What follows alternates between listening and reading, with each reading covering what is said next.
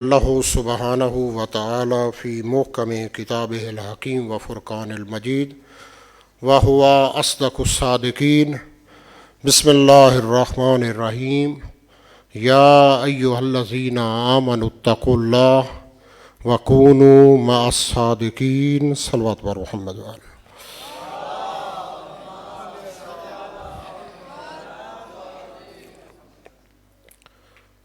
حضرین محترم، جمعۃ المبارک کے اس پہلے خطبہ کے اندر سب سے پہلے اس خالق کائنات کی حمد ہے جس نے ہمیں شرف انسانیت بخشا، ہماری تمام ضروریات پوری کی۔ الحمدللہ الذی ہدانا لہذا وما کننا لنہتدی لولا ان ہدانا اللہ۔ ہماری ہدایت کا انتظام کیا، ہماری تمام ضروریات پوری کی، کیونکہ خداوند متعال کی ذات کمال مطلق ہے اور وہ چاہتا ہے کہ انسان بھی اس کمال تک پہنچ جائے۔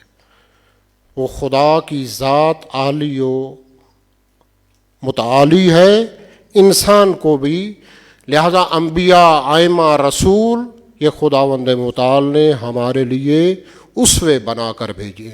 اسوے یعنی رول ماڈل، نمونے، کہ ان کو دیکھ کر ہم اپنی زندگی بنائیں۔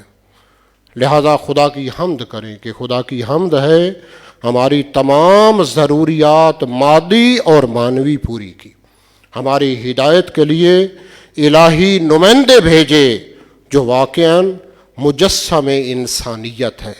جتنی الہی صفات، جتنی اخلاقی صفات، اگر آپ ان کو مجسم کریں تو وہ انبیاء کی شکل میں، اولیاء کی شکل میں، ائمہ کی شکل میں مجسم ہوں گی۔ لہذا قرآن اور جو بھی دینی اسلامی کتابیں جو حکم دے رہی ہیں اس کا عملی مظاہرہ دیکھنا ہو، عملی نمونہ دیکھنا ہو تو وہ انبیاء ہیں، وہ رسول ہیں اور ائمہ معصومین علیہم الصلاۃ والسلام کی ذات ہے۔ اور اسی طرح اوصیکم عباد اللہ و نفسی بتقوی اللہ۔ اے بندگان خدا، میں آپ سب کو اور خصوصاً اپنے آپ کو تقوی الہی کی نصیحت کرتا ہوں، وصیت کرتا ہوں، تاکید کرتا ہوں، تقوی الہی کو اختیار کریں، متقی بن جائیں، پرہیزگار بن جائیں، واجبات کی پابندی کریں، حرام کاموں سے اپنے آپ کو بچا لیں۔ جیسے واجبات کی پابندی کرتے ہیں، کوشش کریں ساتھ مستحبات کو بھی اختیار کریں، کیونکہ واجب تو ہر صورت میں انجام دینا ہے، حرام کاموں سے تو حتماً اپنے آپ کو بچانا ہے۔ وہ جو انسان کے لیے سب سے بڑا شرف ہے، مقام ہے کہ جہاں واجبات کی پابندی کرتا ہے وہاں مستحبات کی بھی پابندی کرے، جہاں حرام کاموں سے اپنے آپ کو بچاتا ہے وہاں مکروہ کاموں سے بھی اپنے آپ کو بچائے۔ یہ شرف ہے، یہ فضیلت ہے، ورنہ جو حتمی ہے، چاہے حرام ہو اس کا چھوڑنا ضروری ہے، واجب ہے اس کا بجا لانا ضروری ہے، وہ تو ہر صورت میں کرنا ہے، حتیٰ کہ کوشش کریں کہ وہ کام کہ جو کرنا اور نہ کرنا برابر ہے، جسے مباح کہتے ہیں، اس کو بھی یا کرے تو خدا کی رضا کے لیے یا چھوڑے تو خدا کی رضا کے لیے، پھر وہ مباح نہیں رہے گا، وہ بھی آپ کے لیے بہت بڑی عبادت بن جائے گی۔ تقوی الہی کو اختیار کریں، متقی بنیں۔ آپ مولا کائنات کے ماننے والے ہیں، علی امام المتقین ہے، علی نیکوں کے امام ہیں، صالحین کے امام ہیں، متقیوں کے امام ہیں، پرہیزگاروں کے امام ہیں۔ لہذا ہم تقوی کو اختیار کریں، متقی بن جائیں، اور قرآن بھی ھدی للمتقین ہے۔ اس پہلے خطبہ کے اندر آج میرا دل چاہ رہا ہے، جیسا کہ قم مقدس کے اندر آیت اللہ رضا استادی، جب ان کو وہاں رہبر معظم کی طرف سے نماز جمعہ کے لیے منتخب کیا گیا، معین و مشخص کیا گیا، تو انہوں نے اپنے اس پہلے جمعہ کے خطبہ میں خود نماز جمعہ کے بارے میں بیان کیا. اب وہ بیان کروں گا کہ خطبہ میں کون کون سی چیزیں ضروری ہیں پہلے خطبہ کے اندر، دوسرے خطبے کے اندر کون سی چیزیں ضروری ہیں. لہذا ان کی جو گفتگو تھی وہ خود خطبے کے اندر ہے، وہ نماز جمعہ کے بارے میں. سورہ جمعہ کے اندر خداوند متعال ارشاد فرما رہا ہے، یا ایھا الذین آمنوا اذا نودی للصلاۃ من یوم الجمعۃ فاسعوا الی ذکر اللہ. اے وہ لوگوں کہ جو ایمان لے کر آئے، صاحبان ایمان کو کہا جا رہا ہے اذا نودی للصلاۃ من یوم الجمعۃ، کہ جب جمعہ کے دن فرماتے ہیں تمہارے پکارا جائے، جمعہ کے لیے آذان دی جائے، فاسعوا الی ذکر اللہ، تو خدا کے ذکر کی طرف دوڑ پڑو، جلدی کرو. اب روایات میں بیان کیا ہے ذکر خدا سے کیا مراد ہے، فاسعوا الی صلاۃ الجمعۃ، نماز جمعہ کی طرف دوڑ پڑو، جیسے تمہیں پکارا جائے، جیسے آذان دی جائے. وازار البیع، اور خرید و فروش چھوڑ دو. جمعہ کے ٹائم خرید و فروش یہ جائز نہیں ہے. وازار البیع، چھوڑ دو خرید و فروش اور نماز جمعہ کی طرف دوڑ پڑو. ذالکم خیر لکم ان کنتم تعلمون، یہی تمہارے حق میں بہتر ہے اگر تم اس کو جانتے ہو. ان کنتم تعلمون، اگر جاننے والے ہو تو یہی تمہارے حق میں بہتر ہے. فَإِذَا قُضِيَتِ الصَّلَاةُ فَانتَشِرُوا فِي الْأَرْضِ، اور جب نماز ادا کر لو، نماز پڑھ جاؤ تو پھیل جاؤ زمین کے اندر. فَانتَشِرُوا فِي الْأَرْضِ، اپنے اپنے کاموں کے اندر. فَانتَشِرُوا فِي الْأَرْضِ وَابْتَغُوا، اور تلاش کرو، کیا؟ رزق و روزی کو تلاش کرو.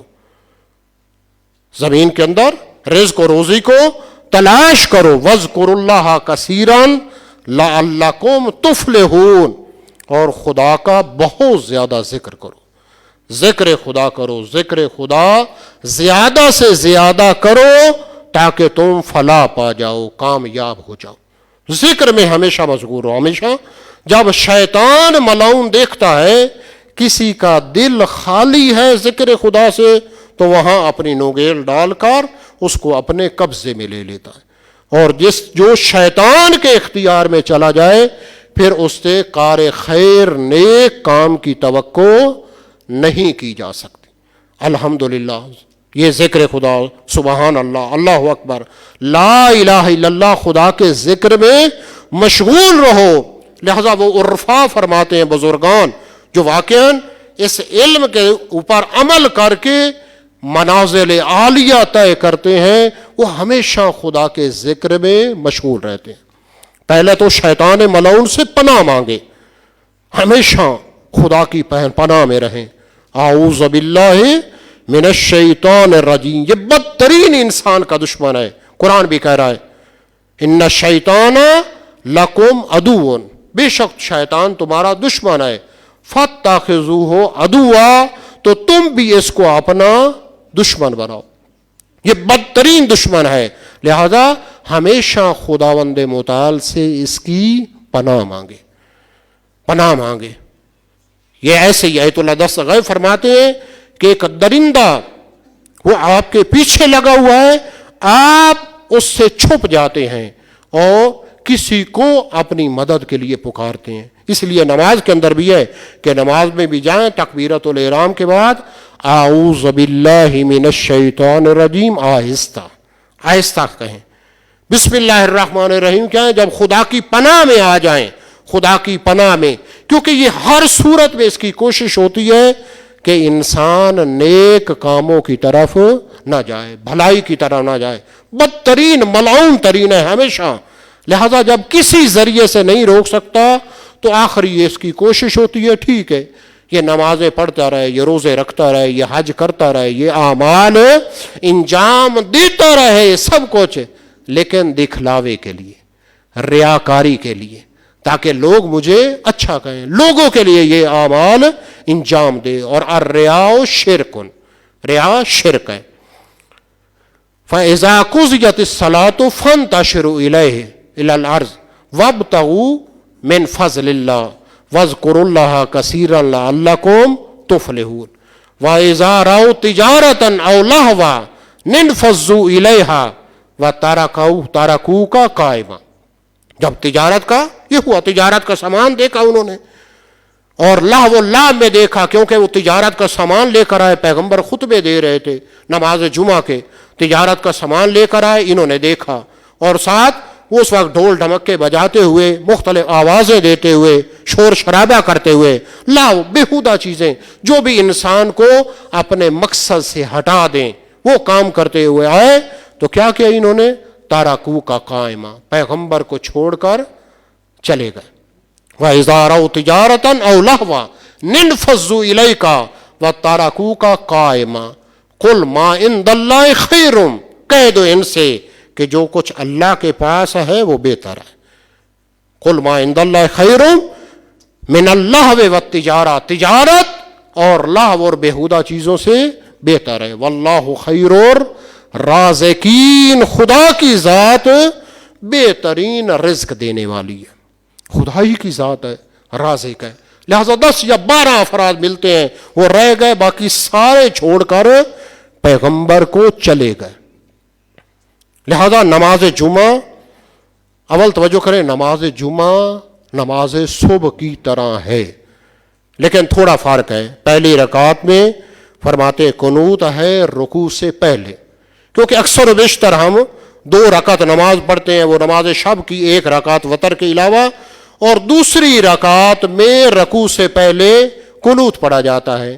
لیکن یہاں نماز جمعہ نماز صبح کی طرح ہے 2 رکعت ہونے میں، لیکن پہلی رکعت کے اندر رکوع سے پہلے قنوت ہے، اور دوسری رکعت میں رکوع کے بعد قنوت پڑھا جاتا ہے. البتہ یہاں سے توجہ دلاؤں کہ یہ قنوت پڑھنا یہ مستحب ہے، مستحب مؤکد ہے. اگر یہ نہیں پڑھتا، کوئی چھوڑ دیتا ہے جان بوجھ کر، تو اس سے کوئی حرج نہیں ہے، نماز اس سے باطل نہیں ہوتی، نماز کو کوئی فرق نہیں پڑتا. مستحب ہے، پڑھیں گے تو زیادہ ثواب ہے، تاکید ہے کہ پڑھیں. لیکن افسوس آج عام لوگ تو دور کی بات ہے، وہ پیش نماز مولانا حضرات میں نے دیکھا بعض جگہوں پہ، مثلا امام جماعت ہے، جمعہ پڑھا رہا ہے، قنوت بھول گیا ہے، قنوت بھول کر رکوع میں چلا گیا ہے، اور وہاں جا کر اسے یاد آیا کہ میں نے قنوت بھول گیا ہوں. اب رکوع کو چھوڑ دیا، رکوع کو چھوڑ کر واپس آیا، قنوت پڑھا، اور پھر دوبارہ جو ہے وہ رکوع میں گیا، جبکہ یہ رکن زیادہ کر دیا. یہ رکن زیادہ کرنے کی وجہ سے آپ کی نماز سرے سے باطل ہو گئی. لہذا بھول گئے، چھوڑ گئے تو کوئی حرج نہیں ہے. واجب، حتیٰ کہ واجب بھی ہو اگر آپ بھول جاتے تو پھر بھی کوئی حرج نہیں تھا. رکن ہے، نماز کے بعد رکن ہے، 5 رکن ہیں، وہ رکن چاہے آپ بھول جائیں یا جان بوجھ کر چھوڑ دیں، وہ ہر صورت میں آپ کی نماز باطل ہو جاتی ہے. لیکن جو واجبات ہیں یا مستحبات ہیں، واجبات بھول جائیں تو کوئی حرج نہیں ہے، نماز باطل نہیں ہوتی. اور مستحب ہے، بجا لائیں تو ثواب ہے، لیکن اگر چھوڑ دیتے ہیں تو گناہ نہیں ہے. یہ قنوت پہلی رکعت کے اندر بھی اور دوسری رکعت کے اندر بھی مستحب ہے، نماز جمعہ کے اندر مستحب مؤکد ہے. ایک اور یہیں سے، کیونکہ لوگوں کے ذہن میں بیٹھ چکا ہے کہ نماز جمعہ ہوتی ہی وہی ہے جس کے اندر سورہ جمعہ پڑھا جائے. نماز جمعہ کا، سورہ جمعہ کا نماز جمعہ کے ساتھ کوئی تعلق نہیں ہے. یہ بھی مستحب ہے. پہلی رکعت کے اندر سورہ حمد کے بعد سورہ جمعہ پڑھتے ہیں تو مستحب ہے، ثواب زیادہ ہوگا. لیکن اگر سورہ جمعہ نہیں پڑھتے، کوئی اور سورہ پڑھتے ہیں تو پھر بھی نماز جمعہ کے لیے کافی ہے، کافی نماز جمعہ ہو جاتی ہے. پہلی رکعت میں سورہ حمد کے بعد سورہ جمعہ مستحب ہے، اور دوسری رکعت میں سورہ حمد کے بعد سورہ منافقون یہ مستحب ہے. کیونکہ ہم ان چیزوں کے عادی ہو گئے. اب کو مقدس میں جاتے ہیں، وہاں پر بہت کم ہیں جو سورہ جمعہ یا سورہ منافقون پڑھتے ہوں. وہاں دیکھتے ہیں سورہ توحید پڑھ رہے ہیں, سورہ انا انزلنا پڑھ رہے ہیں یا سورہ انا توینا, تو وہاں جا کر جو ہے وہ ان کو عجیب ہوتا ہے, کیونکہ پتہ نہیں ہوتا. الانسان عداء لما جاہلوا, انسان دشمن ہوتا ہے اس کا جس کو نہیں جانتا. اب پتہ نہیں ہے, یہ سمجھتے اس کی نماز باطل ہے, جبکہ نمازیں اسی وجہ سے ایک بزرگ پاکستان میں آیا, بزرگ علماء میں سے تقاضا کیا گیا کراچی میں کہ آپ نماز جمعہ پڑھائیں. اب اس نے ان کو سمجھانے کے لیے کہا کہ آپ کا نماز جمعہ بغیر سورہ جمعہ کے ہوتا نہیں ہے اور مجھے سورہ جمعہ آتی نہیں ہے, کیونکہ آپ کا نماز نہ شریعت میں تو مستحب ہے, یعنی اگر پڑھتے ہیں تو زیادہ ثواب ہے, لیکن اگر نہ پڑھا جائے تو نماز جمعہ ہو جاتا ہے. نماز جمعہ کے اندر مشکل نہیں ہے. جس طرح سورہ منافقون اکثر و بیشتر کیا نہیں پڑھتے, وہ درمیانی امور, خیر الامور اوسطها, کیونکہ نماز کے اندر بزرگ بھی ہوتے ہیں, بوڑھے بھی ہوتے ہیں, مریض بھی ہوتے ہیں, مختلف افراد شرکت کرتے ہیں, اس وجہ سے وہ درمیانی اکثر و بیشتر فقط سورہ جمعہ پڑھتے ہیں. بعض جگہوں پہ دونوں صورتیں پڑھتے ہیں اور بعض جگہوں پہ دونوں صورتیں نہیں پڑھتے, لیکن توجہ دلانے کے لیے کہ یہ دونوں صورتیں پڑھنا یہ مستحب ہے, مستحب یعنی پڑھتے ہیں تو اس کا ثواب زیادہ ہوگا. ایک اور چیز, نماز جمعہ کے اندر 2 خطبے دینا نماز سے پہلے ضروری اور لازم ہے. یہ 2 خطبے 2 رکعت کا قائم مقام ہوتے ہیں. 2 رکعت نماز جمعہ پڑھتے ہیں اور یہ 2 خطبے 2 رکعت کا قائم مقام ہوتے ہیں. اب یہ کہ نماز جمعہ کے واجب ہونے کی شرائط کیا ہے. نماز جمعہ کے واجب ہونے کی شرائط میں سے ایک شرط وقت کا داخل ہونا ہے. وقت کب داخل ہوتا ہے؟ جیسے زوال ہو. اقیم الصلاۃ لدلوک الشمس, سے نماز قائم کرو جب سورج ڈھل جائے. زوال آفتاب. کیسے سورج ڈھلتا ہے؟ یعنی سورج مشرق کی طرف طلوع ہوتا ہے, آپ لکڑی گاڑیں زمین کے اندر یا خود کھڑے ہوں تو آپ کا سایہ مغرب کی طرف ہوگا. البتہ سردیوں میں کیونکہ اوپر سے ڈائریکٹ سورج نہیں گزرتا, سائڈ سے ہوتا ہے, لہذا دقیق آپ کو خط کھینچنا پڑے گا مشرق مغرب اور شمال جنوب کی طرف. لیکن گرمیوں میں آسانی کے ساتھ کیا ہے, جیسے یہ سورج اوپر آتا جاتا ہے آپ کا سایہ کم ہوتا جاتا ہے, گھٹتا جاتا ہے. 2 شہر ایسے ہیں, مکہ اور فرماتے ہیں سنا یمن کے اندر, جہاں سایہ بالکل ختم ہوتا جاتا ہے. یعنی جب بالکل سورج سر پہ آ جائے تو سایہ بالکل ختم, لیکن ہمارے ہاں ختم نہیں ہوتا. جب وہ سورج آسمان پہ سر پہ پہنچ جائے تو یہ سایہ آخری حد تک پہنچتا ہے, اور یہی سایہ دوبارہ جب مشرق کی طرف سورج ڈھلے گا مغرب کی طرف, یہ سایہ جو ہے وہ مشرق کی طرف جیسے بڑھنا شروع ہو, یہ اول زوال ہے, یہ آغاز ہے. نماز ظہر کا بھی ٹائم ہے اور نماز جمعے کے آغاز کا بھی یہی وقت ہے, یہی وقت ہے. لیکن اس سے کہاں تک نماز جمعہ پڑھ سکتے ہیں اس پہ اختلاف ہے. پہلے جو بزرگان تھے, مثلا آیت اللہ عظمی آغا خوئی, آغا جواد تبریزی, اس طرح کے نجف کے کئی بزرگان, وہ شاخص کا سایہ برابر ہونے تک, شاخص یعنی لکڑی, آپ خود کھڑے ہوئے ہیں, آپ کا قد مثلا 5 فٹ ہے 6 فٹ ہے, تو یہ سایہ آپ کے قد کے برابر ہونے تک نماز جمعہ کا وقت باقی رہتا ہے. یہ ان بزرگان کے نزدیک تھا. لیکن آج کل زیادہ تر جو جیسے امام خمینی نے فرمایا, یا رہبر معظم کی تقلید ہے اس وقت, یا آیت اللہ عظمی آغا سستانی کی تقلید ہے. دونوں کے نزدیک نماز جمعہ کا جو ٹائم ہے وہ زوال عرفی ہے. اب زوال عرفی کیا ہوتا ہے اس میں بھی اختلاف ہے. آغاز تو زوال کے ساتھ ہے لیکن کب تک باقی رہتا ہے اس میں اختلاف ہے. لہذا رہبر معظم فرماتے ہیں زوال سے لے کر 1 یا 2 گھنٹے تک, مطلب زوال بالفرض اگر آپ کو کہیں کہ 12 بجے ہو رہا ہے تو 2 گھنٹے تک, 1 سے لے کر 2 گھنٹے سے پہلے اگر آپ نماز جمعہ پڑھ لیتے ہیں تو یہی کافی ہے. لیکن آغا سستانی کے نزدیک محدود ٹائم ہے, محدود ٹائم ہے. اب وہ مثلا 40 منٹ سے پہلے اگر آپ پڑھ لیں زوال کے بعد, یا زیادہ فرماتے ہیں تو 75 منٹ, 1.25 گھنٹہ سوا گھنٹہ سے پہلے اگر آپ نے پڑھ لیا ہے تو یہ نماز جمعہ صحیح ہے، لیکن ساتھ نماز ظہر احتیاطاً پڑھیں۔ احتیاط واجب یہ کہ نماز ظہر پڑھیں جس طرح سارے پڑھتے ہیں آپ، اچھی بات ہے۔ بعض کے نزدیک نماز ظہر احتیاط مستحب ہے اور بعض کے نزدیک کیا ہے؟ احتیاط واجب ہے۔ سارے پڑھ رہے ہوتے ہیں، آج تک کسی نے پوچھنا گوارا نہیں کیا، دیکھا دیکھی، دوسرے دیکھ رہے ہیں، ساتھ والا پڑھ رہا ہے، وہ پڑھ رہا ہے، تو سارے جو ہے وہ دیکھا، اچھی بات ہے، ٹھیک ہے پڑھیں۔ اگر وہی کافی ہوا تو ٹھیک ہے، آپ کو الگ اس کا ثواب مل جائے گا، اور اگر بالفرض کمی رہ گئی تو یہ کمی اس کو پورا کر دے گی۔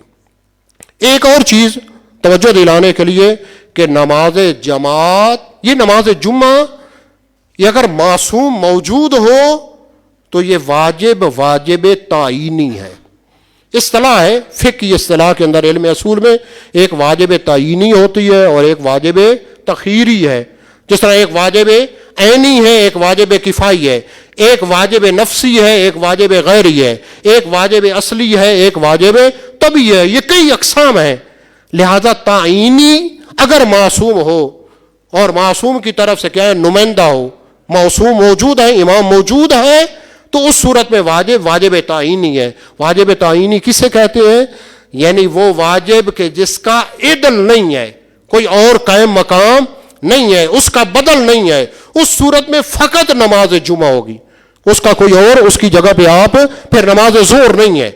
یہ معصوم امام اگر خود موجود ہے، لیکن اگر غیبت کی صورتحال ہے تو اکثر فقہا کا یہی فتویٰ ہے، مقابل میں شاذ و نادر ہوں گے، کہ غیبت کی صورت میں نماز جمعہ واجب تخییری ہے۔ واجب تخییری کا کیا مطلب ہے؟ یعنی جمعہ کے دن مکلف کو اختیار ہے۔ واجب تخییری اسے کہتے ہیں کہ جس کا کوئی عدل ہو، بدلہ ہو، بدل میں کوئی چیز ہو، عوض میں ہو، یعنی نماز جمعہ ہے یا مقابل میں کیا ہے؟ ظہر ہے، جمعہ پڑھتے ہیں تو یہ ترجیح رکھتا ہے، اس کا مقام زیادہ ہے، فضیلت زیادہ ہے، کیونکہ اجتماعی عبادت ہے۔ لیکن اگر وہ نہیں کر سکتے یا اس کی جگہ پر آپ ظہر پڑھتے ہیں تو یہ ظہر بھی کیا ہے؟ کافی ہے۔ اس کو کہتے ہیں جمعہ کے دن مکلف کو، عاقل بالغ شخص کو اختیار دیا گیا ہے، چاہے تو نماز جمعہ پڑھے، چاہے تو نماز ظہر پڑھے، اگرچہ جمعہ آپ کو کہا ہے بہت زیادہ ترجیح رکھتا ہے۔ ایک اور مسئلے کی طرف توجہ دلا دوں کہ نماز جمعہ برپا ہو جاتا ہے، قائم ہو جاتا ہے، شرائط بیان کریں کہ نماز جمعہ کی کیا ہے؟ شرائط ہے، شرائط پوری ہو جاتی ہے، برپا ہو جاتا ہے، تو کیا اس کے اندر شرکت کرنا واجب ہے یا واجب نہیں ہے؟ حتماً آپ اس کے اندر کیا ہے؟ جائیں، یہ بھی اختلاف ہے۔ کئی فقہا ہیں جس طرح آیت اللہ جواد تبریزی، آغائے خوئی علیہ الرحمہ یا اور بعض مجتہدوں نے شرکت کرنے کو واجب کرا دیا، ضروری ہے۔ نماز جمعہ ہو جاتا ہے، برپا ہو گیا ہے، قائم ہو گیا ہے، شرائط ہے، تو حتماً اس میں کیا ہے؟ شرکت کریں۔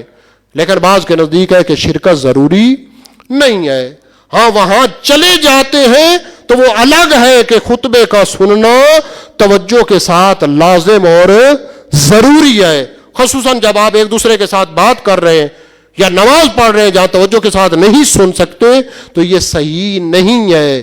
جہاں آپ مانے اور رکاوٹ بنے کہ خطبے جو ہے وہ توجہ کے ساتھ نہ سن سکیں، یہ کام کرنا جائز نہیں ہے۔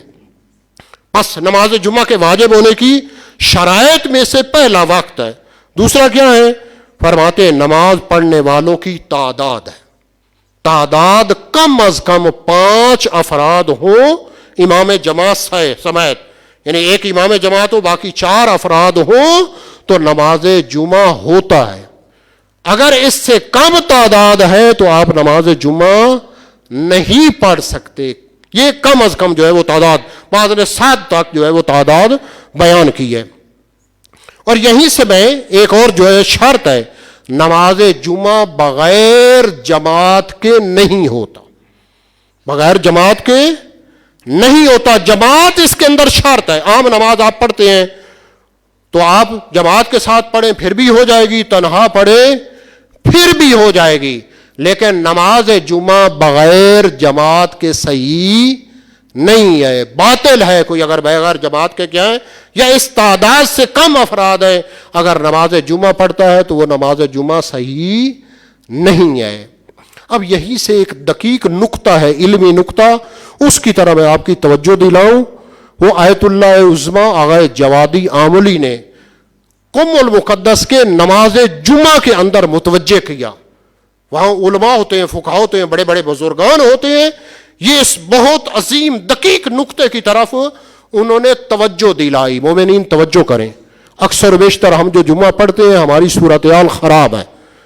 میں نے کہا نماز جمعہ کے اندر جماعت شرط ہے، شرط. بغیر جماعت کے نماز جمعہ باطل ہے. اب نماز جمعہ جب شروع ہو رہی ہے، امام جماعت اللہ اکبر کر کے تکبیرۃ الاحرام کر کے کھڑا ہوا ہے، اور آپ ابھی سوچ رہے ہیں، جوڑ نکال رہے ہیں، جوڑ نکالتے ہیں نیت کا کہ 2 رکعت نماز جمعہ ساتھ پیش نماز کے امام جماعت کے قربتاً اللہ یا واجب قربت، جوڑ نکال رہے ہوتے ہیں، جبکہ نیت کا تعلق زبان کے ساتھ نہیں ہے. نہیں ہے. آپ یہاں کس لیے آئے ہیں؟ پوچھے جا آپ سے کس لیے آئے ہیں، کیا مقصد ہے؟ نماز جمعہ. یہی نماز جمعہ کا ارادہ، یہی آپ کی نیت ہے. میں نے کہا اگر وہ تکبیرۃ الاحرام کہہ کے کھڑا ہوا ہے، آپ نے اس کے ساتھ بلا فاصلہ، البتہ توجہ کریں دقت عقلی نہیں ہے کہ سیکنڈوں کا حساب کریں کتنے سیکنڈ، نہیں. عرف عام میں کہا جائے کہ امام جماعت کے ساتھ، جیسے وہ کہتے فوراً کہیں کم از کم 4 افراد. کیونکہ اگر وہ تنہا دقت کریں، توجہ کریں، یہ جو خصوصاً پیچھے بیٹھے ہوتے ہیں اکثر بیشتر کو پتہ نہیں ہوتا. عام نماز کے اندر نماز امام جماعت پڑھ رہا ہے، بے شک آپ نہیں پڑھ رہا ہے، آپ بعد میں نیت کرتے ہیں، کچھ دیر کے بعد کرتے ہیں، بے شک رکوع سے جاتے، جب رکوع میں چلا جائے پھر بھی آپ کی نماز صحیح ہے، کوئی مشکل نہیں ہے، جماعت میں شامل ہو جائیں گے. لیکن اگر یہاں امام جماعت نماز جمعہ کے اندر تکبیرۃ الاحرام کہہ کے کھڑا ہوا ہے، ابھی آپ نے نیت نہیں کی، تو یہ امام جمعہ کی نماز باطل ہے. اس کی نماز باطل ہے تو آپ کی نماز بھی خدا حافظ ہے، باطل ہے. جماعت شرط ہے، عام نماز میں جماعت شرط نہیں ہے، لہذا نیت کا جوڑ نہ نکالیں. جیسے امام کہتا ہے امام کے ساتھ کہیں یا فوراً جو ہے وہ کہیں، وہ جوڑ نہ نکالے، فوراً کم از کم جو ہے وہ 4 افراد 5 افراد جو ہے وہ امام جماعت کے ساتھ فوراً بجانا ہے. یہ نقطہ ہے جس کی طرف فرماتے ہیں آیت اللہ آغا جوادی عاملی جو ہے وہ توجہ دلائی ہے. ایک اور مسئلہ جو ہے یہ نماز جمعہ میں آپ کو کہے خطبے 2 رکعت کا قائم مقام ہے.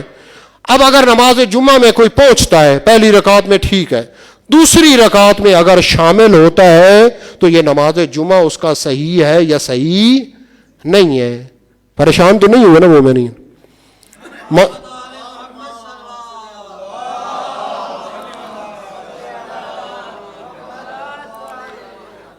دوسری رکعت کے اندر اگر رکوع سے پہلے چلے جاتے ہیں یا نماز جمعہ رکوع سے پہلے قیام میں کھڑے ہوئے ہیں، وہاں جو ہے وہ شامل ہو جاتے ہیں تو یہاں سب کے نزدیک ٹھیک ہے، نماز جمعہ آپ کی کیا ہو گئی. لیکن اگر رکوع میں چلا جائے، عام حالت عام نماز جماعت کے اندر آپ رکوع میں شامل ہو سکتے ہیں، لیکن نماز جمعہ کی دوسری رکعت میں رکوع میں چلے گئے تو آپ کی نماز صحیح ہے یا صحیح نہیں ہے، یہاں پر اختلاف ہے. اکثر علماء فرماتے ہیں یہ نماز اشکال رکھتی ہے، بعد میں نماز زور احتیاطاً پڑھے، احتیاط واجب ہے کہ نماز زور پڑھے، اگر اتنا تاخیر سے کیا ہے آپ شامل ہوئے. اسی طرح نماز جمعہ سے پہلے میں نے کہا ہے کہ خطبے دینا ضروری اور لازم ہے. خطبوں کے اندر کیا چیز بیان کیا جائے، مختصراً آپ کو عرض کرتا ہوں. خطبہ، پہلے خطبہ میں 4 چیزیں ہیں، دوسرے میں 4 یا 5 چیزیں فقہاء اور علماء نے بیان کی ہے. پہلا ہے حمد خدا بجا لانا، اور حمد کے بارے میں بہتر ہے احتیاط واجب بعض نے کہا ہے کہ عربی زبان میں جو ہے جس طرح ہم پڑھتے ہیں الحمدللہ رب العالمین، الحمدللہ کما ہوا اہلو، فرماتے ہیں ساتھ جو ہے وہ تعریف خداوند متعال کی حمد اور تعریف بھی ساتھ کر سکتے ہیں، یہ ضروری اور لازم ہے. اسی طرح جو ہے وہ تقویٰ کے بارے میں واعظ و نصیحت کرنا، تلقین کرنا. اگر یہ واقعاً عرب زبان ہے تو ٹھیک ہے آپ عربی میں کہیں، لیکن آگے سارے بیٹھے ہوتے ہیں انگوٹھا لگانے والے، یہ عربی کا پتہ ہی نہیں ہوتا، اور امام جماعت آ کر عربی میں خطبے دے کر، جس طرح آگے سارے ایم اے عربی بیٹھے ہوئے، عربی جن کی مادری زبان ہے، اور یہ عربی میں خطبے دے کر چلا جاتا ہے. ماشاءاللہ، کیا تقویٰ کے بارے میں نصیحت کر رہے ہیں تو اپنی زبان میں، تاکہ ان کو سمجھ آئے، پتہ چلے. تقوی کے بارے میں. اور اسی طرح جو ہے وہ فرماتے آخر میں قرآن کی سورہ پڑھیں اور فرماتے پیغمبر اور پیغمبر کی آل کے اوپر درود و سلام پڑھنا. یہ بھی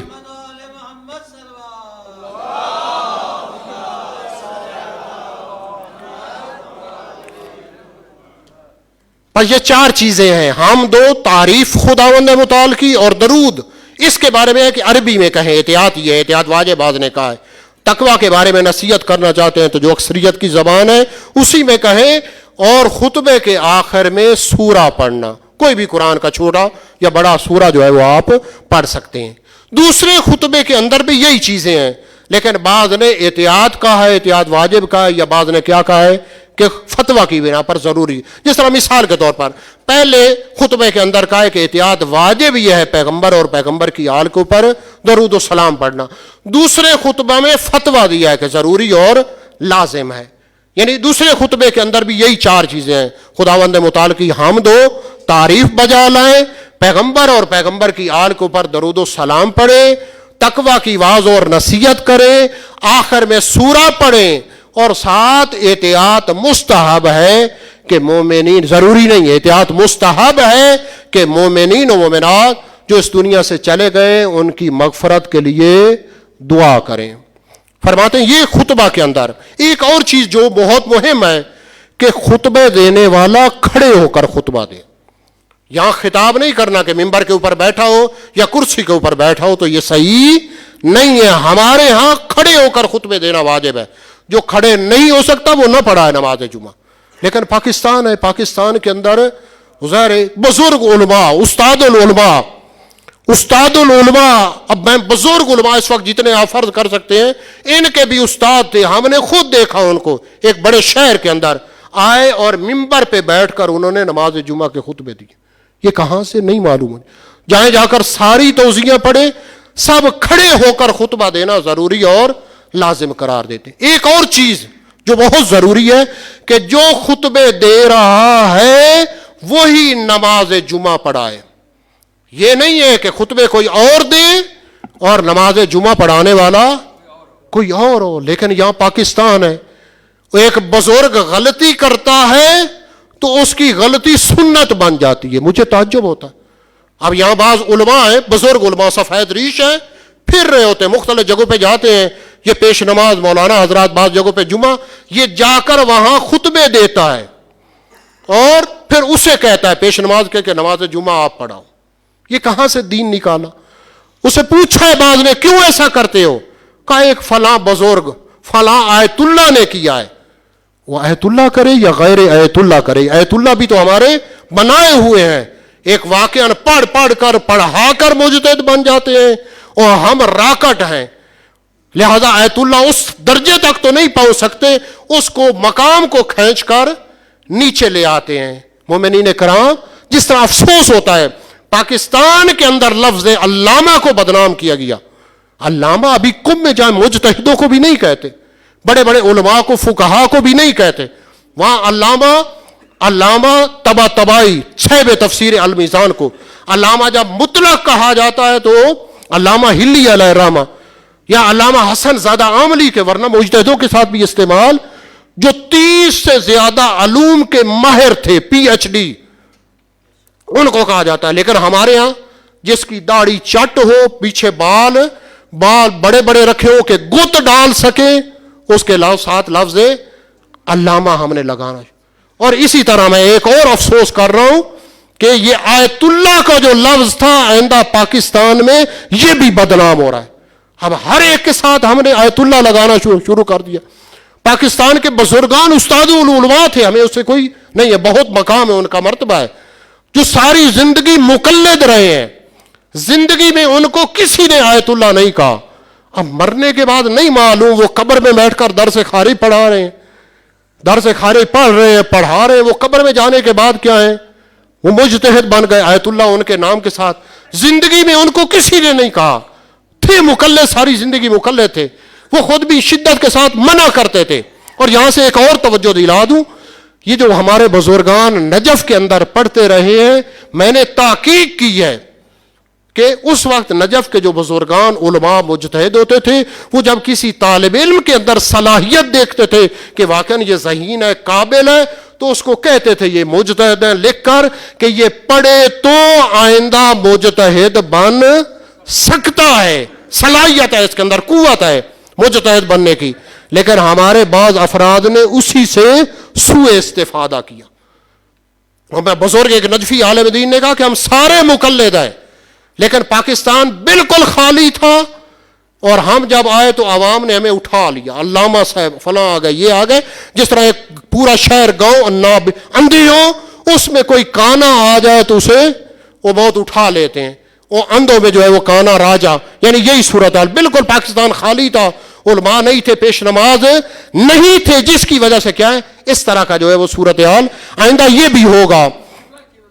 پاکستان ابھی کو آیت اللہ ہے، اور پھر یہ جو آپ کے راڈ ہوتا ہے اس کا کیا فلسفہ ہے؟ راڈ کون سا؟ اسپیکر کا یہ جی. ہاں اب وہ ٹائم جو ہے وہ جا رہا ہے. میں پاکستان کے آیت اللہ ہے مثلا نجف اشرف کے اندر ہے، اور وہ جو ہے وہ فرماتے ہیں ان کی کیا واقعہ آیت اللہ یہ ہے کہ پہلے پڑھنا پڑتا ہے کافی عرصہ، مطلب 25-30 سال پڑھیں، پھر اس کو پڑھائیں، 40-50 سال کا عرصہ لگتا ہے، پھر وہ اندر قوت اور ملکہ استنباط کرنے کی کہ ڈائریکٹ قرآن اور سنت سے استنباط کر سکتا ہے، نہ مجلسوں پڑھنے سے. ہمارے بزرگان آئے ہیں، بعض 1960 میں آئے ہیں، 70 سال سے زیادہ کا عرصہ ہو گیا ہے، اور وہ مجلسیں پڑھ رہے ہیں، تقریریں کر رہے ہیں. کیا تقریروں کرنے سے، مجلسیں پڑھنے سے مجتہد بن جاتا ہے؟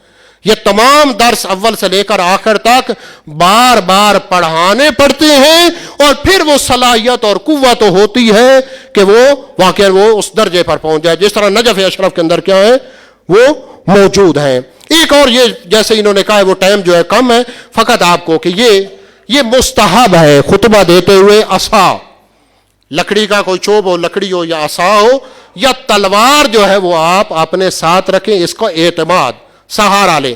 فرماتے ہیں کہ ٹیکا ہوا ہو، یہ جو ہے وہ مستحب ہے خطبہ دیتے ہوئے.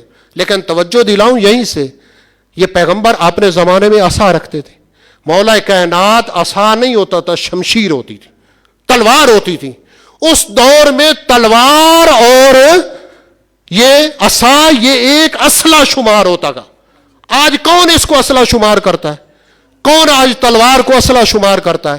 لہذا آج ضرورت ہے آج جدید ترین اسلحہ ہو. یہاں کلاشن کو پکڑ کے 7 میں اور جائیں جا کر دیکھیں، میں اپنی طرف سے نہیں کہا، رہبر معظم خطبہ دے رہے پھر ہمیں کہیں گے دہشت گرد ہے. دہشت گردی نہیں ہے، اسلام کا دفاع سب سے بڑا یہاں سے ہوتا ہے. اسلام کی محافظت کر رہی ہیں. رہبر معظم خطبہ دے رہے ہیں، کم کے اندر جا کر دیکھیں، آیت اللہ العظمہ آغا جوادی عاملی خطبہ دیتے تھے. بزرگان یا خود مشہد مقدس میں جائیں تو جدید ترین جو واقعہ کیا ہے وہ اسلحہ وہ پکڑ کر جو ہے وہ خطبہ دے رہے ہوتے. لہذا یہاں سے طاغوت کے خلاف جو ہے وہ قیام ہوتا ہے. دشمن اس سے ڈرتا ہے. آج اسی وجہ سے محراب اور اس منبر کو بدنام کرنے کی کوشش کی جا رہی ہے. شرائط بہت زیادہ. میں ایک اور چیز ذکر کر دوں کہ بتاؤ اس کو محراب کیوں کہتے ہیں؟ یہ انہوں نے پوچھ لیا تو میں بھی ایسا متوجہ. محراب کس سے ہے؟ حرب. حرب کا معنی کیا ہے؟ جنگ. جنگ. بتاؤ حرب جنگ سے ہے. کیا یہاں جنگ ہو رہی ہوتی ہے؟ محراب کا معنی ایک واقعہ جو جنگجو کرنے والا، لڑاکا، لڑنے والا. کیوں؟ جو یہاں تو محراب یعنی امام جماعت کھڑا ہوتا ہے، پیش نماز کھڑا ہوتا ہے. کیوں اس کو محراب کہتے ہیں؟ کیوں حرب سے لیا گیا ہے؟ توجہ کریں، اصل یہاں سے ہے. امام خمینی نے کہا مسجد سنگراس، مسجد مورچہ ہے. یہاں جو محراب کے اندر ہوتا ہے طاغوت اس سے لرز جاتا ہے. یہ سب سے بڑا مجاہد ہے. اور عوام کو ساتھ، عوام اس کی پشت کے اوپر ہو تو تمام دنیا کی طاغوت طاقتیں اس سے لرزتی ہوئی نظر آتی ہیں. لہذا نماز جمعہ کا بہت بڑا مقام ہے. فرماتے یہ جو اس طرح سے بیان کیا، اور بھی شرائط ہے. وقت جو ہے وہ پہلے خطبے کا جو ہے زیادہ ہو گیا ہے. خدا وند متعال ہمیں واقعا حقیقی معنی میں محمد و آل محمد کا پیروکار بنائے اور آل محمد کے فرامین پہ عمل کرنے کی توفیق عطا فرمائے. بسم اللہ الرحمن الرحیم. انا اعطیناک الکوثر فصل لربک وانحر इन शानिअक हुवल अबतर।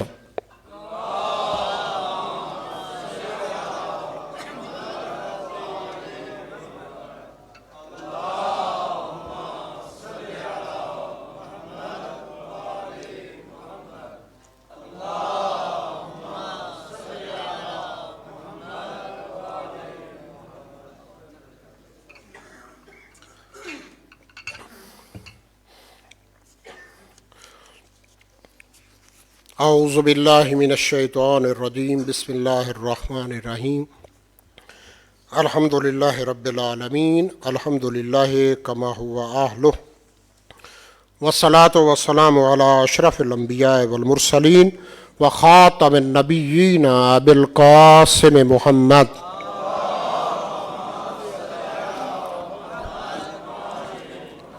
व अला अहले बैतिहि तय्यबीन अत्ताहिरीन अल मासूमीन।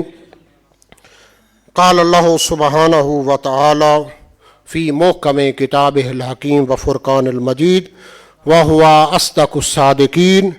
बिस्मिल्लाहिर्रहमानिर्रहीम क़ुल या इबादियल्लज़ीना असरफ़ू अला अनफ़ुसिहिम ला तक़नतू मिन रहमतिल्लाह इन्नल्लाहा यग़फ़िरुज़्ज़ुनूबा जमीआ इन्नहु हुवल गफ़ूरुर रहीम। इन्नल्लाहा व मलाइकतहु युसल्लूना अलन नबी या अय्युहल्लज़ीना आमनू सल्लु अलैहि व सल्लिमू तस्लीमा।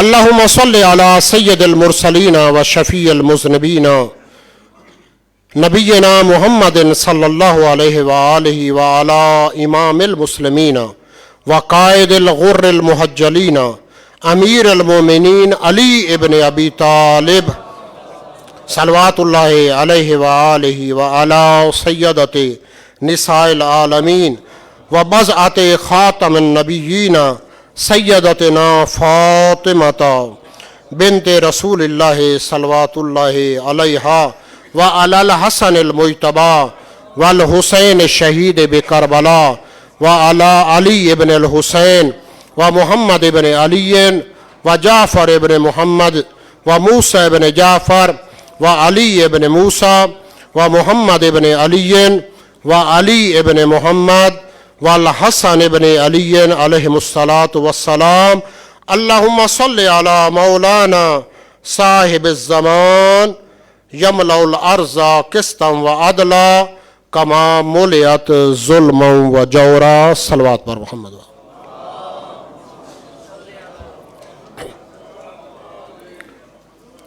हाज़रीन मोहतरम, जुमातुल मुबारक के इस दूसरे खुतबा के अंदर आप तमाम मोमिनीन को और ख़ुसूसन अपने आप को उसीकुम इबादल्लाह बेतक़वल्लाह, ऐ बंदगान खुदा तकवा इलाही को इख्तियार करो, मुत्तकी बन जाओ, परहेज़गार बन जाओ, वाजिबात की पाबंदी करो और हराम कामों से अपने आप को बचा लो। कई मसाइल थे वो पहले खुतबा के अंदर भी शुरू किया, बाज़ चीज़ें जो है वो रह गई। नमाज जुमा के बारे में एक मुहिम शर्त है, उसकी तरफ इशारा कर दूं। अलबत्ता मैं शरी हवाले से आपको बयान कर रहा हूं, मकसद किसी के ऊपर हेट करना या वो नहीं है। जाकर आप देख सकते हैं तमाम तौज़ीयों के अंदर ये मुत्तफ़िक़ अलैह है। यानी जिस तरह मैंने कहा 2 खुतबे पहले देना ज़रूरी है, वक्त का होना ज़रूरी है, नमाज जमात ज़रूरी है, इसी तरह से अगर मैं नमाज जुमा पढ़ाना चाहता हूं तो उन शराइत में से एक शर्त है कि एक फरसक के अंदर और नमाज जुमा ना हो रहा हो। एक फरसक यानी 5 किलोमीटर और 80 मीटर, या आयतुल्लाह सिस्तानी ने कहा तकरीबन 5.5 किलोमीटर, उसके अंदर और जुमा ना हो रहा हो। लेकिन अगर जुमा हो रहा है तो फिर मैं नमाज जुमा नहीं पढ़ा सकता, नहीं पढ़ा सकता। शरी वाली ये शर्त है। और आपको इब्तदाई इज़ाफ़ात शर्त फातल मशरूत, शर्त खत्म हो जाए तो मशरूत खत्म है, हक नहीं रखते। जब मैं पढ़ाना चाहता हूं तो देखूं कि पहले जुमा हो रहा है या जुमा नहीं हो रहा। یہ شرائط میں سے ہے. اور یہاں آپ کو پتا ہے جامعۃ المصطفیٰ کا جو افتتاح کیا گیا 1984 میں شہید بزرگوار شہید عارف حسین الحسینی نے اس کا افتتاح کیا. اور اس افتتاح کے اندر قبلہ گلاب علی شاہ صاحب النقوی البخاری جو مولانا تقی نقوی صاحب آئے تھے، ان کے والد بزرگوار جو بزرگ علماء میں سے ہیں، استاد العلماء، انہوں نے اس وقت بھی نماز جمعہ پڑھائی. اور بعد میں بھی یہاں نماز جمعہ ہوتا رہا 1984 میں. اور میں خود یہاں پر 1991 کے اندر نماز جمعہ پڑھاتا رہا ہوں. اس وقت یہ 2 کمرے تھے چھوٹے، ان کے اندر، جبکہ وہ دوسرے مدرسے نہیں بنے تھے. ایک بعد میں مدرسہ بنا یہاں پر 1991 میں. ہم طلاب اس کے اندر گئے ٹینٹ لگا کر. آغا صادقی صاحب فرماتے کیا ہے، اسلم صادقی صاحب، انہوں نے وہاں پر مدرسے کا افتتاح تھا. اس سے پہلے یہاں پر نماز جمعہ ہو رہا تھا. اب نماز جمعہ پہلے ہو رہا ہو اور پھر آپ نماز جمعہ شروع کر رہے ہیں کس بنا پر؟ کسی جگہ پہ اختلاف تھا فقط آپ کو متوجہ کرنے کے لیے. تو ایک بزرگ کو لے گئے کوہاٹ اور فلاں شہر میں، یہی نماز جمعہ کا اختلاف تھا، تو وہ چاہ رہا تھا اس کو حل کرنے. ان کو سمجھایا، دوسرے کو ابھی سمجھا ہی رہا تھا کہ ایک امام جمعہ نے کہا کہ آپ زیادہ کوشش نہ کریں، زیادہ سعی نہ کریں، میں نماز جمعہ چھوڑنے کے لیے تیار نہیں ہوں، نماز جمعہ چھوڑنے کے لیے تیار نہیں ہوں، جہنم میں جانے کے لیے تیار ہوں. کہا بے شک میں جہنم میں چلا جاؤں لیکن نماز جمعہ چھوڑنے کے لیے تیار نہیں ہوں. اس سے پتہ چلتا ہے کتنا خدا کے لیے پڑھ رہے. یہ فقہاء اور مجتہدوں کا فتویٰ ہے. پھر ایک اور چیز توجہ کریں، جمعہ اجتماع سے ہے، جہاں جا کر رہبر معظم کے پڑھے. اور خصوصاً اس طرح کے مسائل پاکستان کے ہیں. رہبر معظم کے استفتاء فارسی کے اندر اردو میں ترجمہ کیے. یہ پنڈی کے اندر راول پنڈی میں یہی مسئلہ پیش ہو. مسجد ہی جمعہ ہوتا تھا، انہوں نے تعمیر کرنا چاہیے، مسجد گرائی تو ساتھ والوں نے بعد میں کیا ہے، مسجد کی تعمیر ہو رہی ہے، گرایا، مسجد کو ڈھیر لگا ہوا ہے، وہاں نہیں پڑھ سکتے، ساتھ والوں نے شروع کر دیا. اب جب بنی تو ظاہر ہے وہ دوسرے ساتھ والے شروع، درمیان میں فاصلہ کیا ہے، کم ہے. رہبر معظم سے پوچھا گیا جا کر استفتاء کے اندر، رہبر معظم نے کہا یہ عبادی اور سیاسی عبادت ہے، بہت بڑی عبادت ہے. نماز جمعہ اجتماع سے ہے، اتفاق و اتحاد و وحدت کے لیے. آپ نماز جمعہ شروع کرتے ہیں جو اختلاف کا سبب بنتا ہے، تو یہ نماز جمعہ حرام ہے، حرام، یہ حرام ہے. اور حرام کرنے والا کبھی نماز جمعہ نہیں پڑھا سکتا، نہیں. اور میں ایک اور چیز کی طرف توجہ قرار دوں، اب وقت ضائع نہ کرے، وقت نہیں، میں بہت مہم چیزیں پہنچانا چاہتا ہوں. ایک اور چیز توجہ کریں کہ آیا خطبے پہلے دے سکتے ہیں یا نہیں؟ وقت زوال سے پہلے خطبے دینا، جا کر دیکھیں آیت اللہ عظمی آغا سستانی نے اشکال کیا ہے کہ زوال سے پہلے خطبہ دینا اشکال رکھتا ہے. رہبر معظم کے نزدیک ٹھیک ہے، امام خمینی علیہ الرحمہ کے نزدیک ٹھیک ہے، لیکن زوال سے پہلے خطبہ دینا، میں کسی کی طرف اشارہ نہیں کر رہا، آپ کو متوجہ کر رہا ہوں کہ جا کر دیکھیں، توضیحوں میں پڑھیں، یہ مسائل ہیں، یہ شرائط ہیں، اور ہم اس کی طرف توجہ نہیں کرتے. لہذا مومنین کرام، نماز جمعہ ہے، عبادات میں سے ہے، اور ہم اپنے آپ کو متوجہ کریں عبادت کی طرف، اپنے آپ کو لے جائیں کہ حقیقی معنی میں محمد و آل محمد کا پیروکار بنائیں اپنے آپ کو. یا عبادی الذین اسرفوا علی انفسہم لا تقنطوا من رحمت اللہ. یا عبادی الذین، اے میرے بندو، وہ لوگ جنہوں نے اپنے نفسوں پر ظلم کیا ہے، لا تقنطوا من رحمت اللہ، اللہ کی رحمت سے نا امید نہ ہو. نا امیدی سب سے بڑا گناہ ہے، کفر ہے.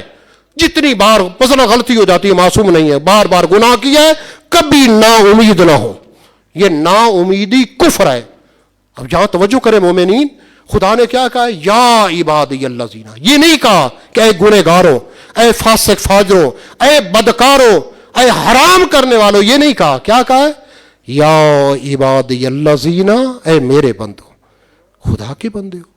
یا اے میرے بندو، یا عبادی اسرفوا علی انفسہم، جنہوں نے اپنے نفسوں کے اوپر ظلم کیا ہے، لا تقنطوا من رحمت اللہ، رحمت خدا سے نا امید نہ ہو۔ نا امیدی سب سے بڑا کیا ہے؟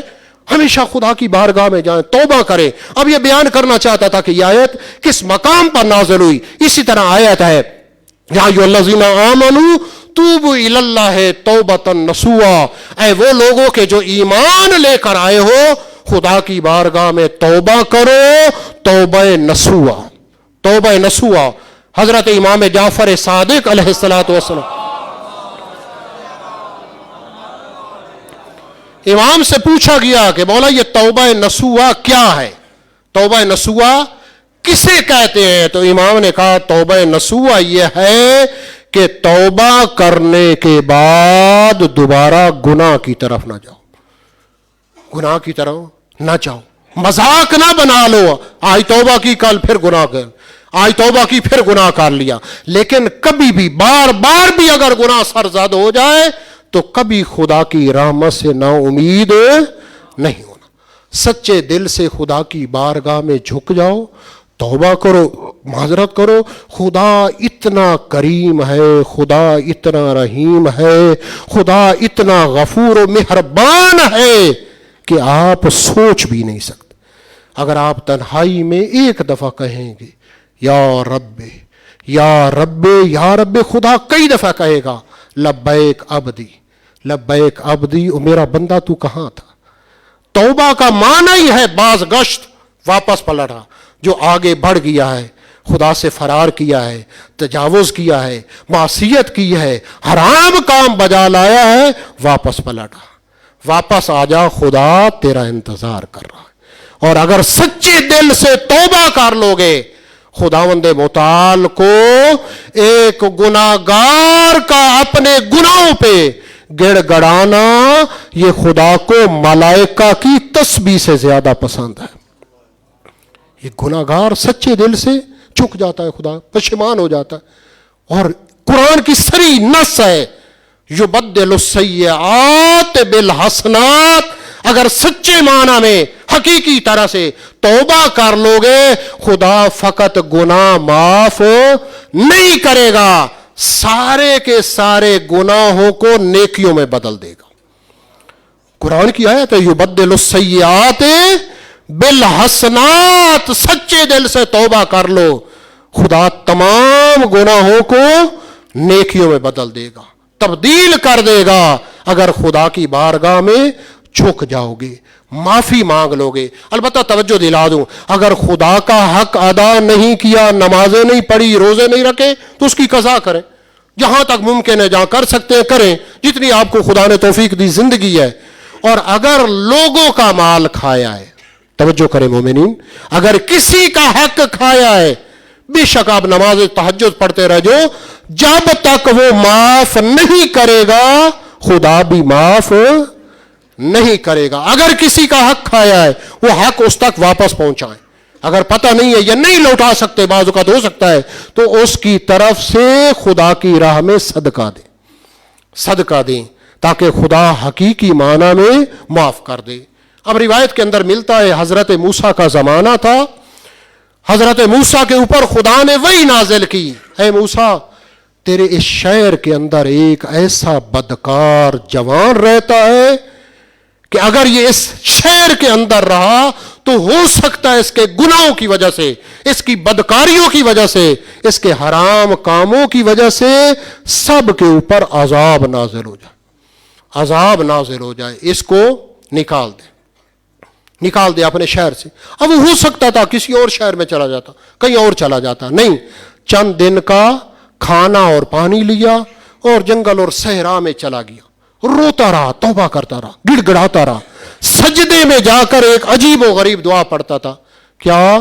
یا من لہ الدنیا والآخرہ ارحم من لیسا لہ الدنیا والآخرہ، اے میرے اللہ تیرے لیے دنیا بھی ہے، آخرت بھی ہے، اس بندے پر رحم کر دے، نہ جس کی دنیا رہی نہ آخرت رہی۔ دنیا سے، شہر سے نکال دیا گیا، اس حالت میں روتا رہا، خدا سے معافی مانگتا رہا، جب اس کی موت کا وقت آیا خدا نے 2 ملائکہ کو اس کی ماں اور باپ کی شکل میں بھیجا کہ جاؤ، اور انہوں نے اس کا سر اپنی گود میں لیا۔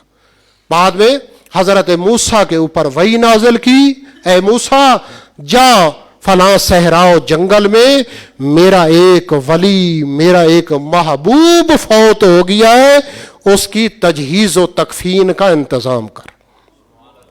حضرت موسیٰ اپنی پوری قوم کو لے کر آئے، کیا دیکھا کہ وہی جوان ہے جس کو خدا کے حکم سے اپنے شہر سے نکالا تھا۔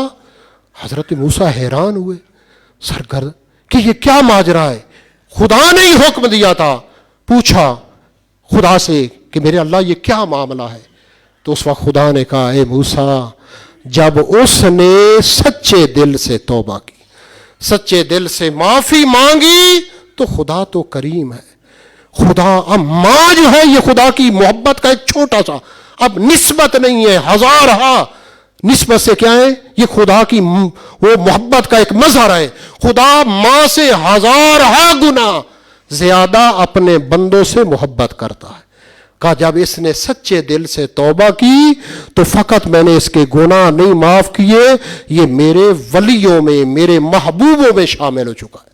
قرآن کہہ رہا ہے ان اللہ یحب التوابین و یحب المتطہرین، خدا توبہ کرنے والوں سے محبت کرتا ہے، خدا طہارت رکھنے والوں سے محبت کرتا ہے۔ کئی چیزیں تھی بیان کرنا، فقط اس وقت جو عالمی سطح پہ حالات جا رہے ہیں، کیونکہ حدیث کے اندر ہے من اصبح فلم یعرف بامور المسلمین فلیس بمسلم، جو شخص بھی صبح کرے، ہر دن نہ جمعہ کے دن صبح کرے اور اسے مسلمانوں کی حالات کا پتہ نہ ہو، فلیس بمسلم، وہ مسلمان نہیں ہے۔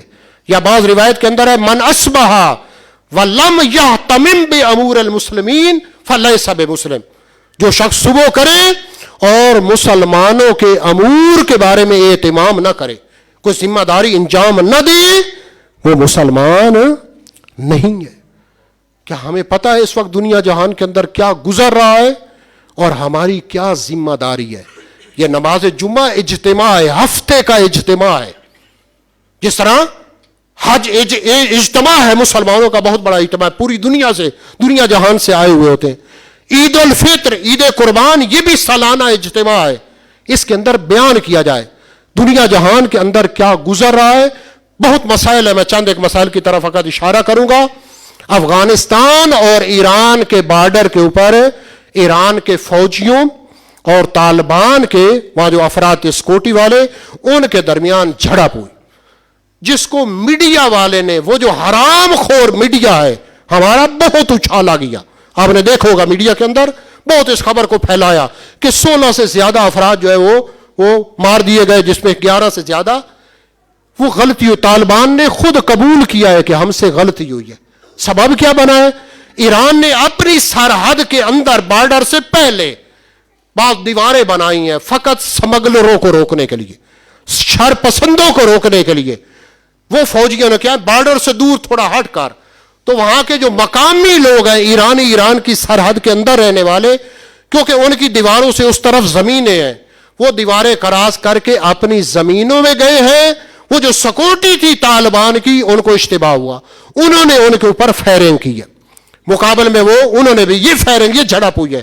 کوئی اس میں مرا نہیں ہے، لیکن اس کو اتنا زیادہ اٹھایا گیا اور اتنا زیادہ پروپوگنڈا کیا گیا، فرماتے کیونکہ دشمن اس انتظار میں ہے، اور ایران کی کوشش ہے جہاں بارڈر لگتا ہے ان کے ساتھ ان کے بہترین الحمدللہ تعلقات ہیں۔ ہماری حکومت کی طرح نہیں ہے کہ جتنے بارڈر ہیں ہم نے ہر ایک کے ساتھ وہ بگاڑی ہوئی ہے۔ افغانستان کے ساتھ ہماری نہیں بنتی، ایران کے ساتھ وہ ایران ہے، ہمیں کوشش کرتا ہے، لیکن ہم نے نہیں۔ ادھر انڈیا کے ساتھ دوسروں کے ساتھ بھی یہی صورتحال ہے۔ اس کے علاوہ ایک اور چیز، سعودیہ کے اندر قطیف یا دوسرے اور جو شہر ہیں، وہاں واقعاً مومنین کے اوپر، خصوصاً جوانوں کے اوپر ہر طرح کا ظلم ہو رہا ہے۔ زندانوں کے اندر ان کو ہر ٹارچر کیا جاتا ہے، ہر طرح کا ظلم کیا جاتا ہے۔ امام بارگاہوں کو ویران کر دیتے ہیں، مساجد کو ویران کر دیتے ہیں، اور خدا تعالیٰ کرے گا کہ ان کی خود سعودیہ والوں کی تباہی اور بربادی ہوگی. اور اس سے ایک اور نقطے کی طرف، آپ کو پتہ ہے 2015 مارچ سے لے کر آج تک مسلسل یمن کے اوپر بمباری ہو رہی، سکولوں کے اوپر، گھروں کے اوپر، ہسپتال کے اوپر. بے ای ذنب قتلت، کس جرم میں ان کو مارا جا رہا ہے؟ ہم چپ ہیں. کربلا کے ماننے والے فلان اللہ امتن سامعت بذالک فرازیت دے، خدا کی لعنت ہو اس پر جو واقعہ کربلا کو سنے اور راضی ہو جائے، چپ ہو جائے. کم از کم برات کا اعلان کرو. کس جرم میں؟ جبکہ وہ شیعہ نہیں ہے جس معنی میں ہمیں 12 اماموں کے ماننے والے، وہ اہل سنت کی فقہ کے مطابق عمل کرتے ہیں، حنفی ہیں فقہ کے حوالے سے. لیکن یہ ظلم ہو رہا اور پوری دنیا اس کے مقابل میں کیا ہے؟ خاموش ہے. ایک اور چیز کی طرف توجہ دلا دوں، بحرین کے اندر آپ کو پتا بحرین کی آدھی سے زیادہ آبادی یہ پاکستانیوں کو لے گئے ہیں. یہ جو ریٹائرڈ ہوتے ہیں فوج سے یا دوسرے سے، ان کو لے کر گئے ہیں. کس لیے؟ تاکہ ان سے شمر کا کام لے سکیں، تاکہ ہرملا کا کام لے سکیں، تاکہ حارث تو آپ جانتے ہیں نا، ان کو فقط بھاری تنخواہوں پہ لے گئے ہیں. وہاں کیونکہ مومنین ہے، اہل بیت کے چاہنے والے ہیں، اور وہ اٹھے ہوئے اپنے حقوق کے لیے. 80% سے زیادہ وہاں پر مومنین ہیں، لیکن ہر طرح کو ان کے اوپر ظلم کر رہے ہیں. علماء کو قید و بند کیا ہوا 15 سال سے. شیخ سلیمان اور بزرگان علماء کو اور جوانوں کے اوپر جو ظلم کر سکتے ہیں کر رہے ہیں. اور ہم بالکل کبھی اس کے لیے آواز اٹھانا، ہم اہل بیت کے ماننے والے ہیں. جہاں بھی مسلمانوں کے اوپر ظلم ہو، جہاں بھی مومنین کے اوپر ظلم ہو، مولا کائنات نے ہمیں وصیت کی تھی، کونوا للظالم خصما وللمظلوم اونا، ہمیشہ ظالم کے دشمن بن کے رہنا اور مظلوم کے مددگار. اسی طرح شام کے اندر حالات خراب کیے جا رہے ہیں، عراق کے اندر داعش کو پھر تقویت دی جا رہی ہے.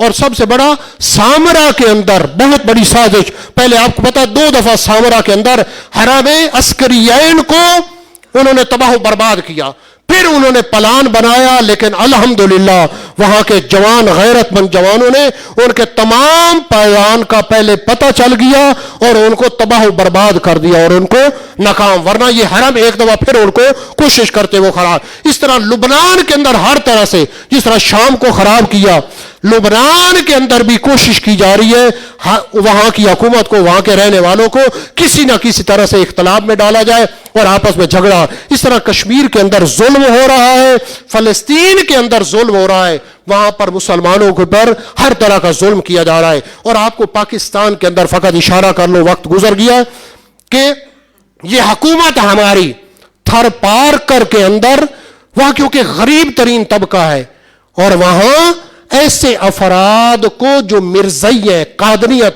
ختم نبوت کے قائل نہیں ہیں، ہمارے نزدیک کافر ہیں، انہوں نے بہت بڑی وہاں پر زمین خریدی ہے. وہ مسلمانوں کے بچوں کو اپنے میں وہاں کھانا پانی رہائش اس کا نعرہ لگا کر وہ ان کے بچوں کو قادیانی بنایا جا رہا ہے. اور حکومت کی سپورٹ، حکومت کا کہا نبیل منیر جو اقوام متحدہ کے اندر اس موجودہ حکومت نے اپنا نمائندہ بنایا ہے، وہ خود قادیانی ہے. وہاں ان کو سپورٹ کی جا رہی ہے اور وہاں ان کو قادیانیوں کا کلمہ، انہی کے خلفاء 5 خلیفہ اور ساری جو تصویریں لگی انہی کی تعلیمات دی جا رہی ہے. لہذا ہمارا فریضہ ہے، حکومت کو چاہیے، یہ مسلمانوں کا ملک ہے، یہ اسلام کا ملک ہے، اسلام کے نام پہ حاصل کیا گیا ہے، لہذا امن و امان قائم کرے، یہ مہنگائی کا جو طوفان ہے یہ ختم کرے، غریبوں کے ساتھ جتنا ہو سکتا ہے تعاون کرے. خداوند متعال تمام مرحوم مومنین و مومنات کے اوپر آج اپنی خاص رحمت و برکتوں کا نزول فرمائے. اور سب سے بڑی آرزو ہے، جمعۃ المبارک کا دن ہے، امام زمانہ کے ظہور میں تعجیل فرمائے. بسم اللہ الرحمن الرحیم. والعصر ان الانسان لفی خسر الا الذین آمنوا وعملوا الصالحات وتواصوا بالحق وتواصوا بالصبر.